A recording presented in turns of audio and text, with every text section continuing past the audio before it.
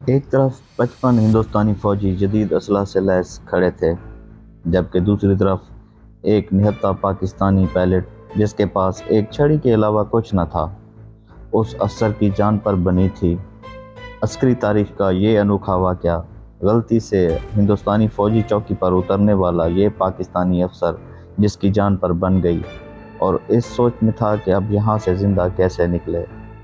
تب اس پائلٹ کے دماغ میں ایک ایسا خیال آیا جس نے عسکری تاریخ میں ایک اچھوتا واقعہ رقم کیا۔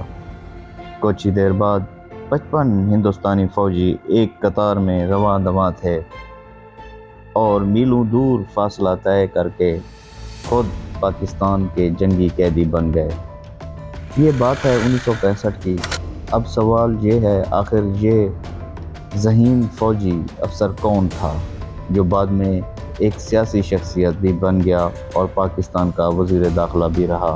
پاکستان کی عسکری ایویشن پر لکھی گئی کتاب history of Pakistan army aviation 1947 to 2007 میں میجر عامر مشتاق چیمہ لکھتے ہیں کہ اگست 1965 کے اواخر میں جب آپریشن جبراٹر میں ناکامی کے بعد آپریشن گرینڈ سلیم شروع کیا گیا تو اس آپریشن کا مقصد مقبوضہ کشمیر میں موجود مقام اخنور پر قبضہ کرنا تھا۔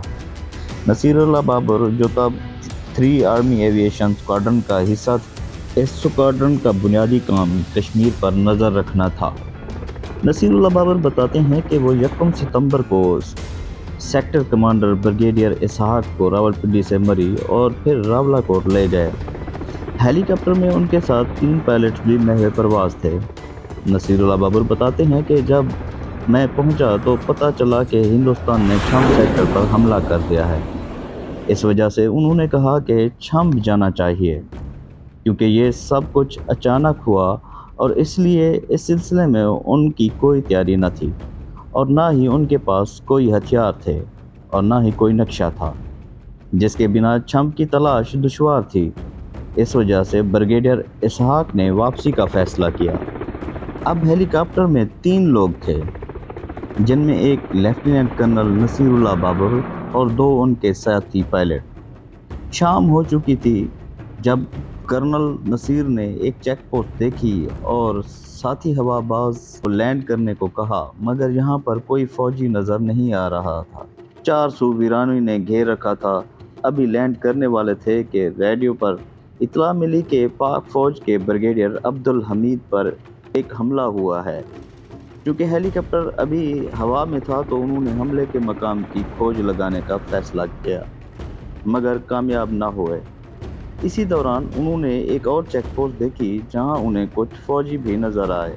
کرنل نصیر نے یہ سوچ کر لینڈنگ کا حکم دیا کہ شاید یہاں پر کوئی زخمی ہو جسے امداد کی ضرورت ہو۔ لینڈ کرتے ہی کرنل نصیر چیک پوسٹ کی طرف چل دیے۔ نصیر اللہ بابر کے ذہن میں یہ بھی تھا کہ شاید انہیں دشمن کے خالی مورچے سے کوئی چیز مل جائے جسے وہ وار ٹرافی کے طور پر ساتھ لے جائیں، مگر جب وہ اس مورچے کے قریب پہنچے تو وہاں انہیں ہتھیار تو ملے، مگر مخالف سپاہیوں کے ساتھ۔ یہ دشمن کی ہلکی مشین گن کا مورچہ تھا۔ کرنل نے سب سے پہلے 3 سکھوں سے ہوا۔ اب بات وار ٹرافی سے زندگی بچانے پر آ گئی تھی، کیونکہ دشمن سامنے تھا اور کرنل بابر کہتے ہیں ان کے سامنے وہ ہتھیار لیے کھڑے تھے۔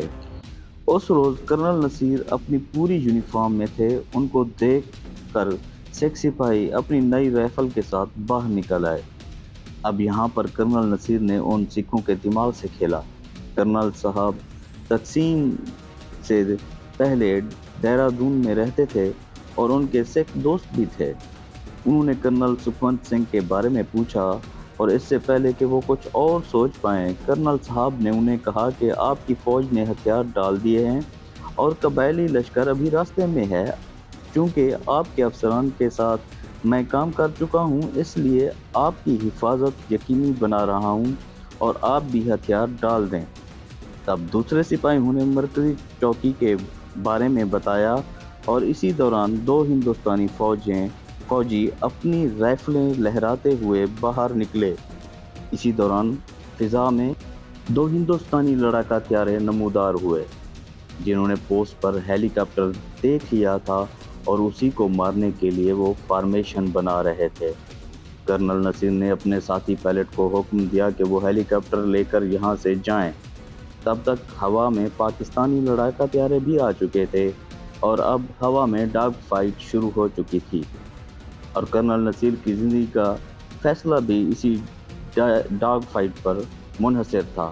خوش قسمتی سے پاکستانی طیاروں نے ہندوستانی طیارے مار گرائے، جن کا ملبہ ہندوستانی چیک پوسٹ کے قریب گرا، اور ساتھ ہندوستانی فوجیوں کے مستقبل کا فیصلہ بھی ہو گیا۔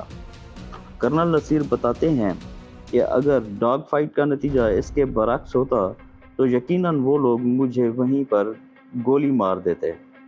خوش قسمتی سے ہندوستانی چیک پوسٹ پر کوئی سینئر افسر موجود نہ تھا اور چند ہندوستانی فوجی زخمی بھی تھے۔ کرنل نصیر نے ہندوستانی فوجیوں کو حکم دیا کہ تمام لوگ اپنے ہتھیار رکھ کر باہر آ جائیں۔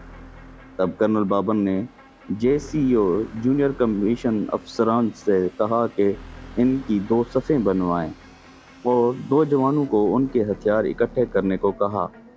کرنل نصیر کے ساتھی کیپٹن کو حکم دیا کہ وہ زخمیوں کو اپنی قریبی چیک پوسٹ پر لے کر جائیں۔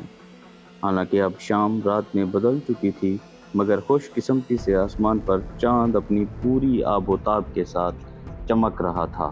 اب ہندوستانی فوجی قطار بنا کر چل رہے تھے، جبکہ کرنل نصیر ان کے پیچھے قطار کے آخر میں چل رہے تھے، اور آخرکار ایک مقام جس کا نام پدھار ہے، وہاں پاکستانی فوج کا میس ہے، وہاں پہنچنے میں کامیاب ہو گئے۔